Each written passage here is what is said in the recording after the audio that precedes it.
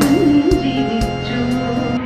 അവളുടെ ലജ്ജയിൽ ഇടരും ചൊടികളിൽ അനുരാഗ കവിത വിരിഞ്ഞു. ആദ്യത്തെ അനുരാഗ കവിത വിരിഞ്ഞു. ശ്രാവണ ചന്ദ്രിക പൂച്ചൂടിച്ചു. ഭൂമി കന്യക പുഞ്ചിരിച്ചു.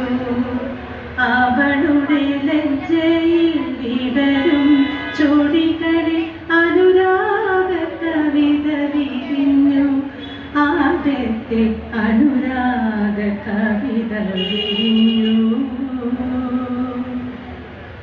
നീലാകാശ താമരയിലയിൽ നക്ഷത്രലിപിയിൽ പവിഴ കൈനഖ മുനയാൽ പ്രകൃതിയ കവിത പകർത്തിവച്ചു. അന്നതു ഞാൻ വായിച്ചു. വന്നു കണ്ടു കീഴടക്കി എന്നെ കിളി പുഷ്പമാക്കി. ശ്രാവണ ചന്ദ്രിക പൂച്ചൂടിച്ചു. ഭൂമി കന്യക പുഞ്ചിരിച്ചു. അവളുടെ ലജ്ജയിൽ വിടരും ചൊടികളിൽ അനുരാഗ കവിത വിരിഞ്ഞു.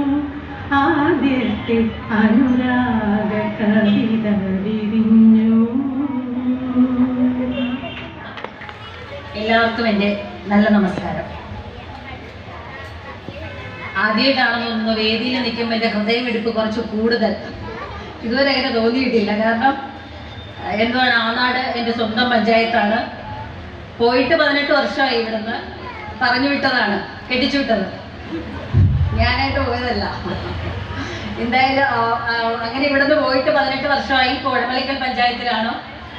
അപ്പോൾ തിരിച്ച് ആനാട് പഞ്ചായത്തിൽ തന്നെ നിങ്ങളെ എല്ലാം കാണാൻ വേണ്ടിയിട്ട് എന്തുവാണ് അതിഥിയായിട്ടാണ് ക്ഷണിച്ചിരിക്കുന്നത്. ശരിക്കും ഞാൻ ആതിഥേയാണ്. എന്നാലും അങ്ങനെ ഒരു ക്ഷണം എനിക്ക് ലഭിച്ചതിൽ വളരെ സന്തോഷമുണ്ട്. അതിനാദ്യമേ എന്തുവാണ് ശ്രീല ചേച്ചി എൻ്റെ എന്തുവാണ് അയൽവക്കമാണ്, സ്വന്തം നാട്ടുകാരിയാണ്. ചേച്ചിയോട് ആദ്യമേ എൻ്റെ ഞാൻ നന്ദി പറഞ്ഞുകൊണ്ട് ബാക്കി കാര്യം പറയാം.